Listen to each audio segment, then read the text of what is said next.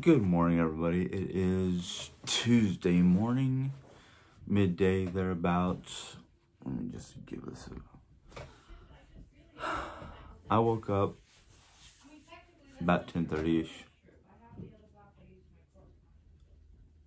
If you hear people in the background, it's just everybody in the kitchen area trying to straighten up from last night. I didn't say anything to them about it. I was gonna jokingly go, "You guys made this mess. You can clean it up," but I didn't. My hair is a little. I didn't comb it because usually when it's short, I don't have to. If I'm not talking that loud, it's because I'm just, like I said, I'm just waking up. Things are slowly going back to normal. I can't contain myself right now. I'm sorry. I have good news. I didn't come on here to talk about last night and all that fun jazz. I woke up this morning, yesterday. Let me go back. Yesterday afternoon, before the festivities began, I texted via Indeed, the Indeed app, Dickey's Barbecue. I'm sorry, I'm like I said, still waking up. Dickey's Barbecue, asking how my application went and how the process is going. And I got a email back this morning. They sent me, a text message via Indeed. They sent me a message at 8 o'clock this morning saying, "Can you come in Thursday at 10 a.m.? Looks like I might have the job. If I do, yay. I'll let you know probably sometime Thursday." But I had also put in an application for our local Wendy's for an assistant management position, and I got a phone call asking to call her back after 2 o'clock, because I guess during the 2 o'clock hour it's lunch rush. At least I think that's what she said. I have to double check it. I believe that she said after. So I'm kind of like, do I take a job starting at the bottom of the rung, at bottom of the level, not knowing the store that well, or do I take a job with a company that I worked for once a long time ago as an assistant manager? Now, here's the thing that gives me pause, basically, is last time I went in thinking I was going to be an assistant manager, aka Casey's, I basically got lost. I basically became a crew member thinking that I was going to work my way up real quick, because it doesn't take me that long to learn something to be an assistant manager. And that fell through. Or do I stick with the potential of a part-time job with minimum wage compared to a full-time job with all the benefits and above minimum wage? I don't know. I'm kind of stuck, because I've been, the old saying, once bitten, twice shy. That's kind of where I am. Not saying that I couldn't be an assistant manager, because I have been assistant managers at fast food places like Burger King. So I'm kind of like,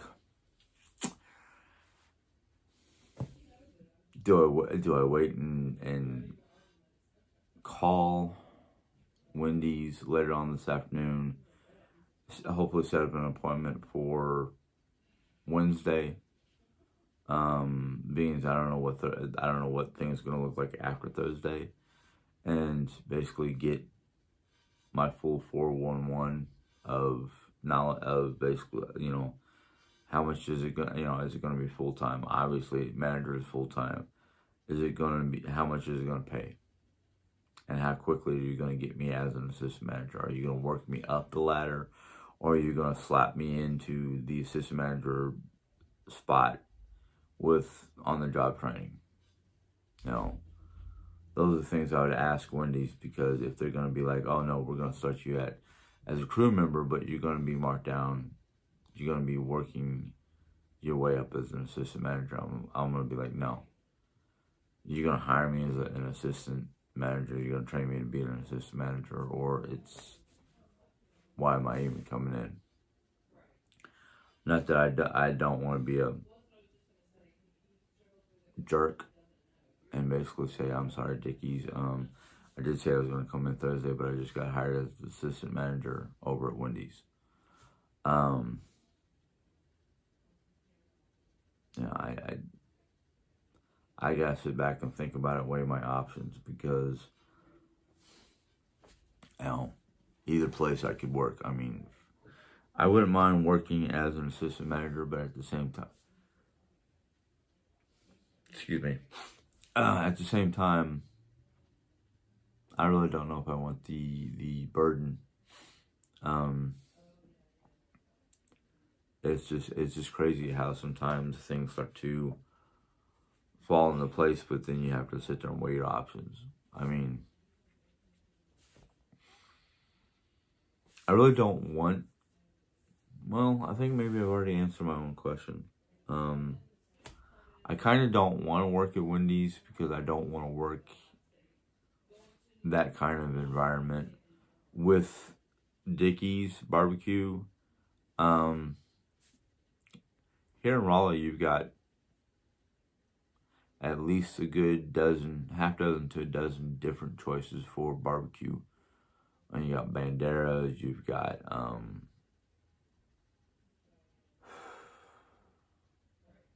Tater Patch, Banderas, there's Dickies, there's Randy's, there's Price Chopper, our grocery store, has a good barbecue pit with a good pulled pork. You know, there's options here in the Midwest for barbecue. I mean, we're close to barbecue country. I mean, they say Texas is the barbecue capital of America, but then there's the different varieties or different styles of barbecue. You've got St. Louis dry rub, you've got Kansas City style barbecue, you got Tex-Mex, you've got all the different styles of barbecue and whatnot in the area. Dickies just happens to be more the fast food, come by, sit down and eat and go, instead of, you know, come, sit, wait, then eat. You know, they prepare a lot of different foods ahead of schedule. That way it's ready to, you know, grab and go type situation. And for grab and go style barbecue, it's, I like it. I mean, my family likes it. You know, I mean, my mom likes their brisket, sometimes their ribs, depending on if it's what they call dry or wet. I mean, she prefers dry, that way she can put her own amount of barbecue sauce on it. She likes the way, she really likes Price Chopper's ribs, because she can go get a nice full rack of ribs for like $12, come home, cut them in threes, which is basically 3 bones, and then cut, and then that kind of thing. And then freeze whatever she doesn't want to eat right there on the spot, so she can pull it out of the ice box or freezer, mostly the freezer, let her defrost and eat them. It's one of those things where I not that I'm overly excited, because, excuse me. The good thing is I'll have a job with some income, and it sounds like a job that I will enjoy, because it's teamwork. It's not stuck in one location your entire career. And I guess it's good because then not only keeps things jumping and moving and whatnot, but it keeps you from getting burnout from working just the register or working just the cutting board or whatever. So it's kind of like, you know, it's a mix. The good thing about if I were to go and take the job or go and at least look at the job at Wendy's and see how much, I keep on saying see how much it pays, how they're gonna, there it is, how they're gonna treat me, how they're gonna stick me in as a crew member and have me work my way up as an assistant or what, because I don't really want to start at the bottom level in fast food, especially like Wendy's or someplace like that. When I know the job, I worked there. The thing I didn't like about Wendy's is working their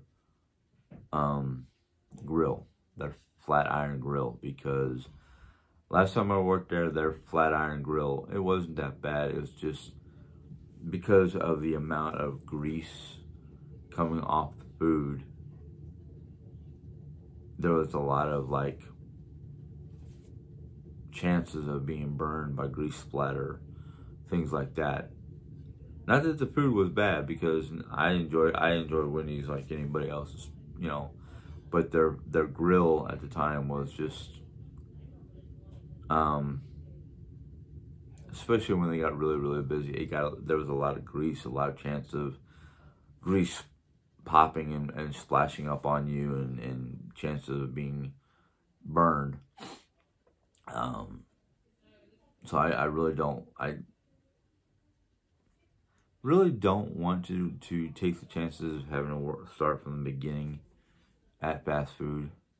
That's why when I looked at fast food, I was looking at like shift lead, assistant manager. There was a store, I can't remember the company, but they were looking for a general manager, like the general manager of the store was no longer there or something like that. So I was kind of like, well, no, I don't want the headache of a general manager.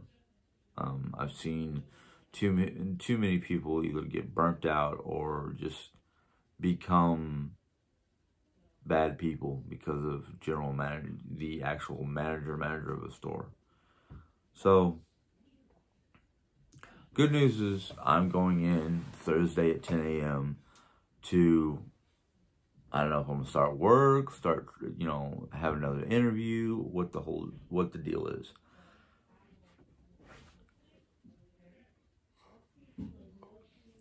Sorry, again, I'm sorry. I'm awake enough to be able to do this. I'm just still, my body is still just getting awake.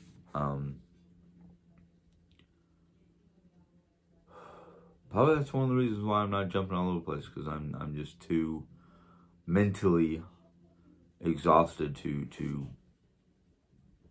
really, lack of better words, grasp the fullness of actually getting this job.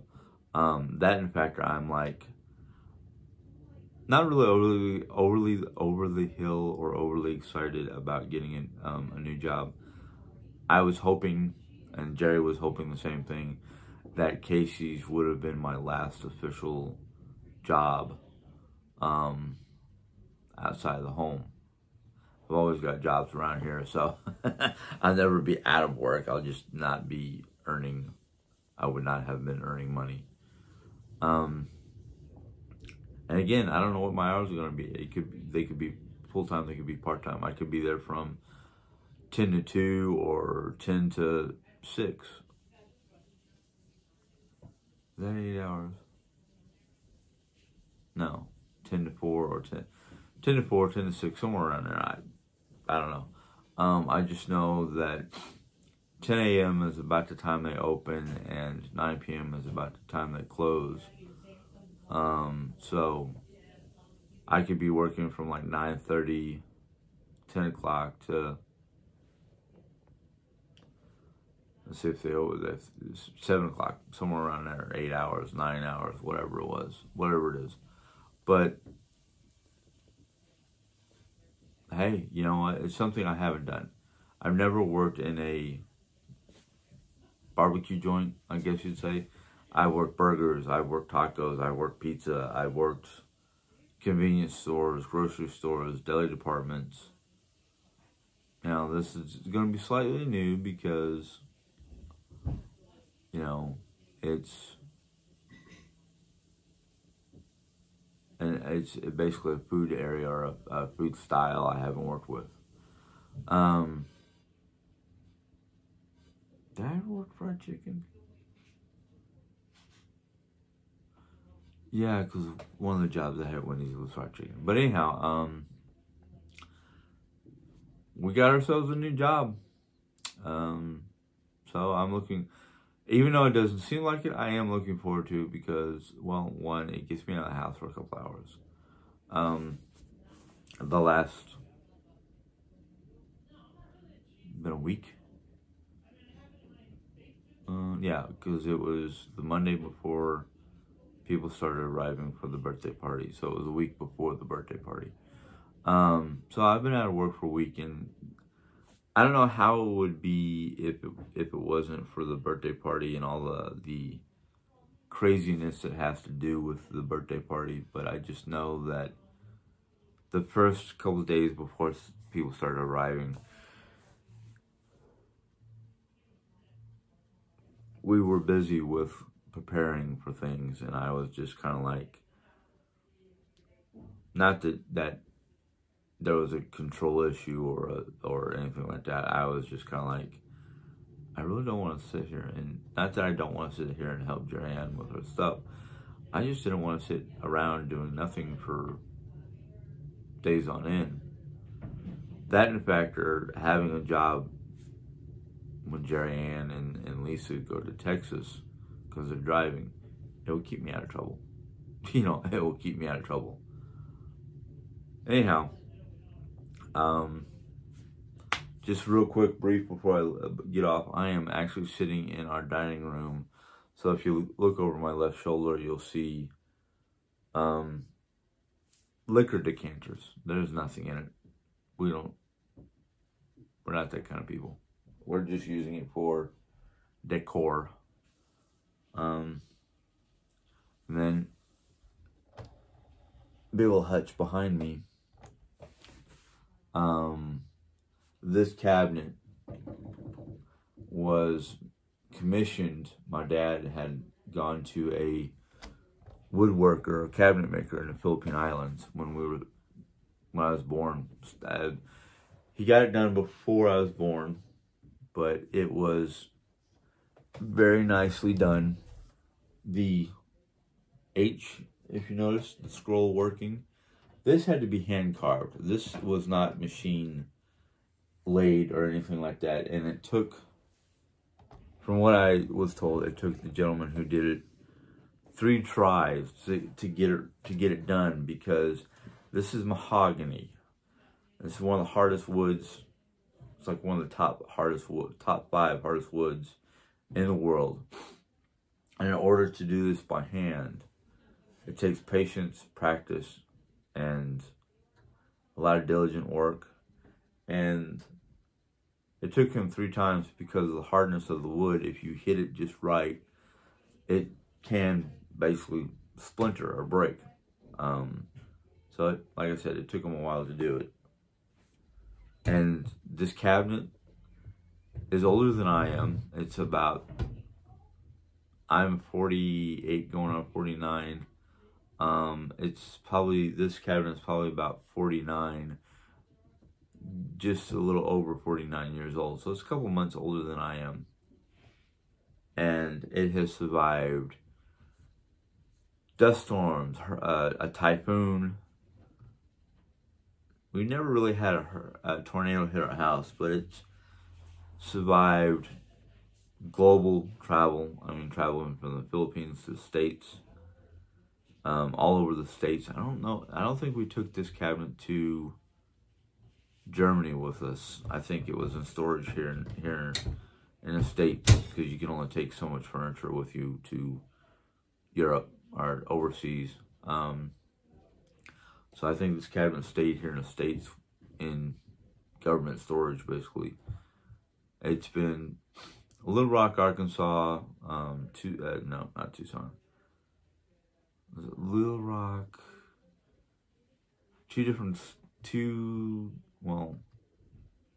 St. James, Dixon, Rolla, Meda, here in Missouri. 3 or 4 different houses in Arizona after we retired. Tucson, I think I mentioned Tucson. So, cabinet's seen about as much of the world as I have. I love it. If I were to show you all the different dings and dangs and dents and scratches this thing has endured, you'd be amazed it's still in one piece. But it's mahogany.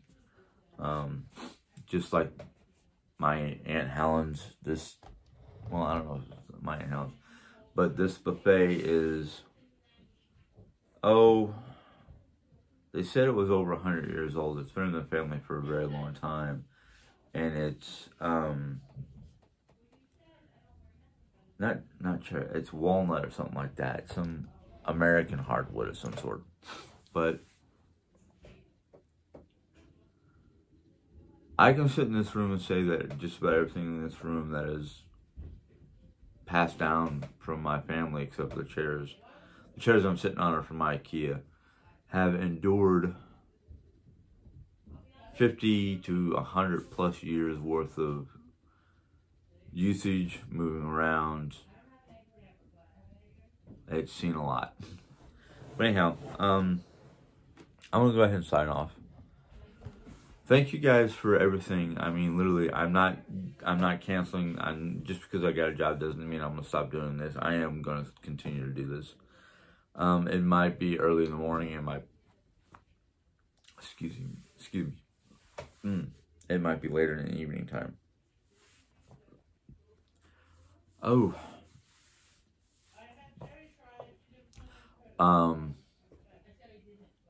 I will continue to do this. This will not end just because of a job. It's fun. I enjoy doing it, so I'm not gonna stop doing it. But anyhow, if you guys enjoyed this little chat, give it a thumbs up. Any questions or comments, go ahead and put it in the comment box. I will try to answer them. If you're not a subscriber and you want to be, you can click the subscribe button and a little bell will pop up, and YouTube will basically, once you click on the bell, YouTube will let you know when I put in a new video. Until next time, God bless. Have fun. See yous.